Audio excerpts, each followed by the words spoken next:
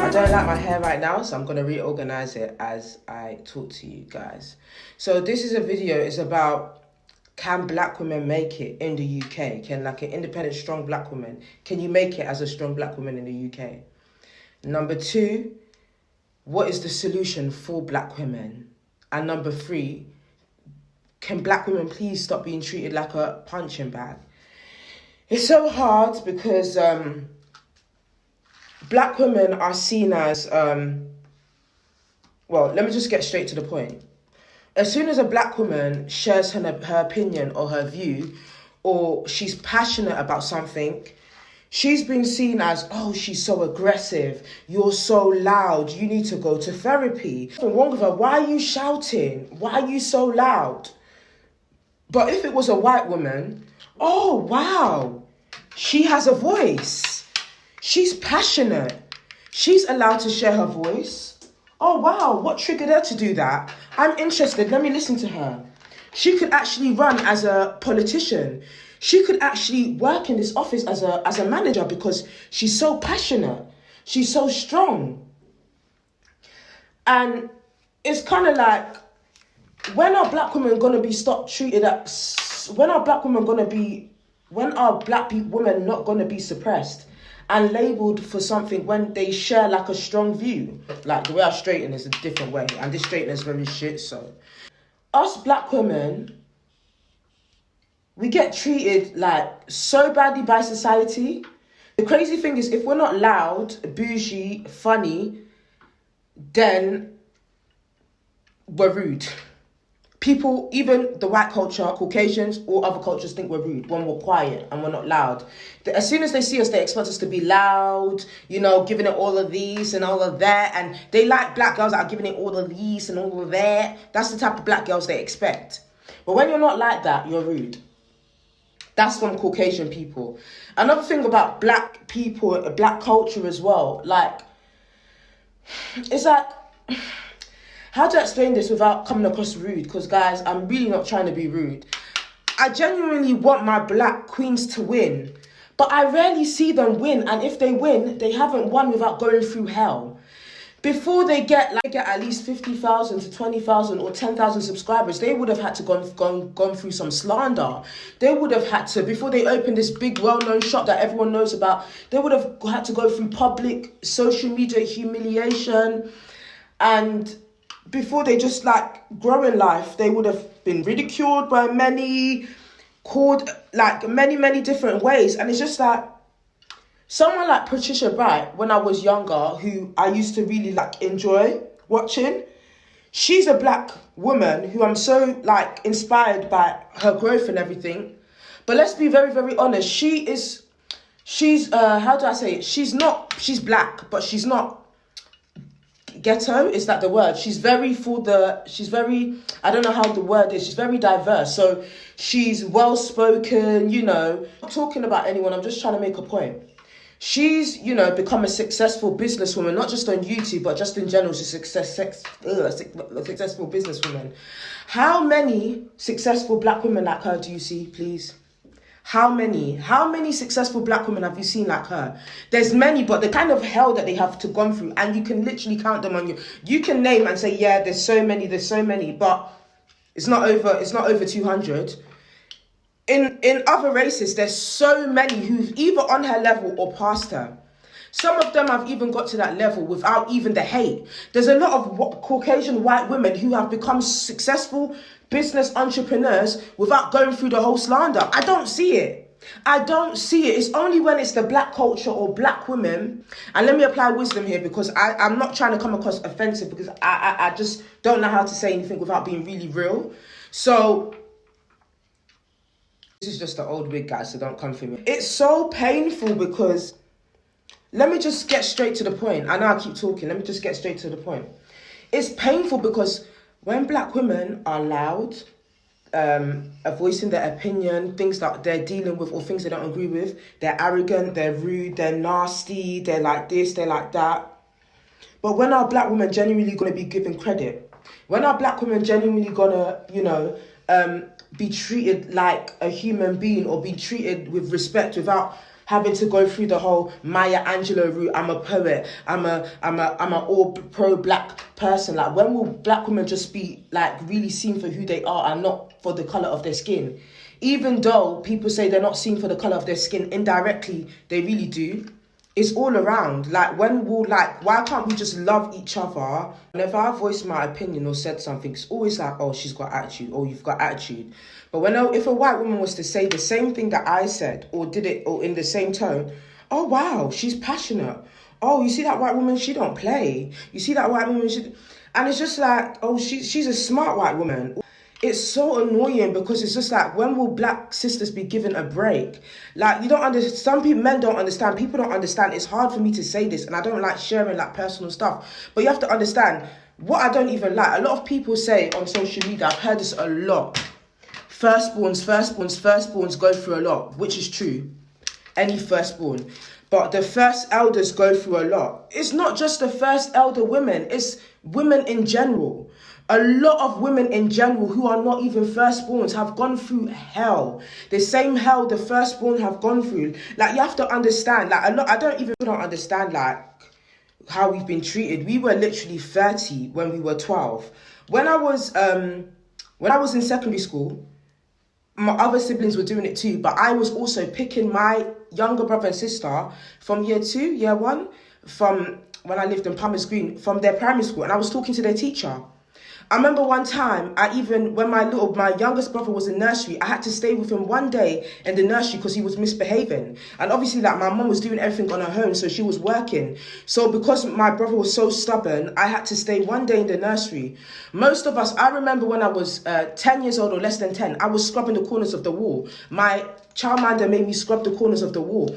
I was cleaning, I was doing the laundry, some of my siblings were sweeping the stairs, and we were all under like 15 years old. Like, some of the stuff we were doing is what 35 to 40-year-olds were doing. So you have to understand, some of us really grew up fast. Some of us go back into my childhood because it's really dirty. I remember being as a child, I was so anxious as a child, like literally in school, I used to have like nervous breakdowns at the age of 6 years old because I was worried about my mum. So I used to have like literally nervous breakdowns, and I never wanted to be in school because I thought something bad would happen to my mum, because I came from like an abusive background. So I was always around, I'm not going to give too much information. Just basically, when I was younger, I was always around police. Police was always in my house. And I always had anxiety. So even like when I was 5, I used to look outside the window and I used to cry a lot, and I used to wish that I was dead. So a lot of people have to understand, some of us, especially me, growing up, I have never heard anything good about myself. Not from my aunties, not from my uncles. I had to grow up and have this ideology of things that I used to like have like a free mind and like not see people in a certain type of way. I never used to judge people, but imagine all these older aunties and uncles in your ear saying this is bad, that is bad, this is evil, that is evil, and that's all you hear. And you grow up and you start feeling paranoid. So like, I have never ever heard anything good about myself growing up. How example of good? Like, all you've seen is bad all your life. All you've heard is bad about yourself all your life growing up. And it's just like, how much does somebody take? You're aggressive, you're this, you're that, like. And the thing is that they don't understand that that's all we've heard all our lives. So we're going to behave in the way that's all we heard. So how can we come to the workplace and like have more aggression, gossip, all that negative? Nobody's want to go in. Like, it's draining. Like, how much can a human take? When a guy keeps coming at a girl saying that she's aggressive, she's bad, it's too much, because like, it's so hard to trust men, because I've never had a figure in my life where I can feel like comfortable around a man or feel like a man can treat a woman good, because growing up, I've never seen my mum treated good and I've never been treated good. So I don't believe any guy around me can treat me good. Not only in terms of like growing up and seeing men treat women badly, it's things that I see now, like words that I've spoken, things that I said, my quick paranoia. I had a smooth childhood because there was always something, like everything makes me jump because it was always something. So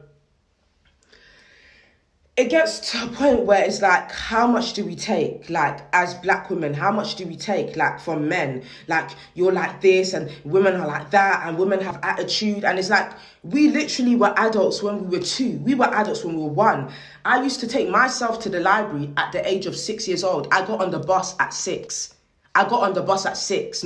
I remember I got on the bus at 6. I got on the bus at 7 years old.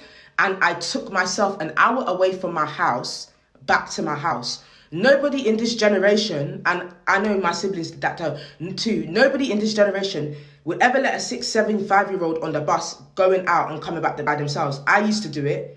Back in the day, I know some of us used to do it, like literally under the age of 9 years old, getting on the bus. Now that I think about it, it's really young. So I'm not... All the things that we used to like deal with, like some of us women, we've never heard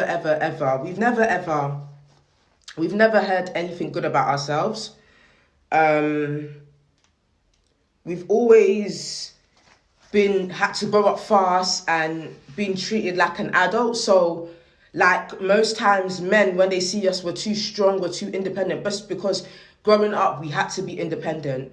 Growing up, we had nobody to depend on. We had nobody to depend on all our lives. We had to be the mother for our mother. We had to be the mother for our... We had to just, survive any way we could. And growing up watching another human who you're supposed to be like living from struggle, there's nothing worse than growing up watching your own mother struggle. I don't pray and wish this for anybody, but there's nothing worse than growing up and having anxiety that your mum's not okay or something's going to happen to your mum. There's nothing worse than growing up and not being able to focus in school because you're way too worried about your mum's safety. Nothing's worse than that. And it's just like the way men treat us now, women, like it's just like, oh, how can she be a manager? How can she be a CEO? How can she have a voice? How can she be affected by this opinion? Like, no, she's not like this. She's meant to be vulnerable, and she's meant to be... Is when all you come from is bad, how do you know what good is? Like, how do you know how to sustain what is good in your life? Like, if I see something good coming in for me, I either get nervous or I say I feel like it is not going to last. There's no way on God's green earth that this man can be this good to me. There's no way on God's green earth that I can actually have friends that will treat me good. And some of the things that I've seen, black women go through, I have never seen white women go through some of the things. All my life, I've just seen bad and heard bad. So how do I know what good is, and how do I sustain good, and how do I feel like something good is for me when everything that's bad, I think anything that's bad is aimed at me. I've heard it a lot from my family that I'm quite paranoid, but I just feel like everything that's negative and everything that's bad is like, for me, like I just feel like everything that's negative and bad is aimed at me, and that's why I just try to stay away from people. It's always like, oh, she's black, she's tall, she'll figure it out. She doesn't need help. No, she's not vulnerable. No, she's too loud. She's too aggressive. She's got too much attitude. It's never, oh, maybe she has a point, or maybe like some people, yeah, they like to say that we are the problems. They always like, oh, black women are the problems, black people are the problems, but they don't understand we've never had it easy. Like, they don't understand, like, whew, I was working from when I was 16 years old in a cafe, and I've worked so many jobs. We've never had it easy. Like, some of the stuff we've dealt with, we all have our different issues that we've dealt with at our house. What's even like different siblings, they have their own different personal issues as well as their own household issues. They don't understand that all we're trying to do is find solutions for our problems. All we're trying to do is like create solutions for our problems. We are not trying to create war or chaos or cause drama. We are trying as black women to find solutions for our problems, but they don't like it. The other races will say, oh, we have this privilege, and we celebrate this culture day. Instead of attacking us 24/7 and saying black women are rude and aggressive, like, when is somebody actually going to help us and push us? And it's like, unless we're showing our bum and our tits or naked, that's when somebody will help us. But if we're well-dressed, proper dressed, or we speak with good mannerisms, they will never ever help us unless we take off our clothes. Us growing up, we never had, oh, hey, mum, can I have £20 today so I can buy a chicken? Like, some of us were literally begging out. Some of us were literally like wishing that we could afford like flipping sandwiches after school. Some of us were standing outside the chicken shop with no money to buy food. Some of us were like watching our mum struggle and bloody waiting for our flipping EMA so that we can buy clothes. For, let me just be honest, I always, like, the only thing that motivated me, because I wanted to leave uni, I really wanted to leave my uni, and I was even searching for new unis. The only thing that kept me in uni, graduating, even though I really didn't want to do it, was that I said to myself, like, if I finish this degree, I would literally be able to help my mum. I swear to God, I never told anybody this, but this was my mentality, and that actually helped me pass my degree. I watched all her suffering disappear. That was what was in my heart and my mind that allowed me to pass, not because I want to be like this and that. Rest her soul, now that she's gone, is that some people, they really don't support us because we're black. Like, that 20 to 30% is missing. Some of us have really been through hell growing up.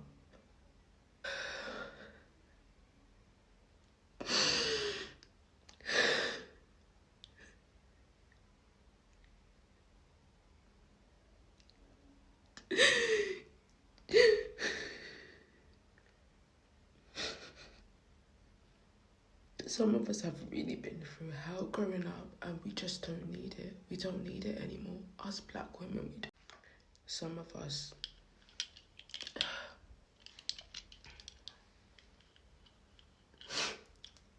black women, we don't need it anymore. Like, we don't need the labels. We don't need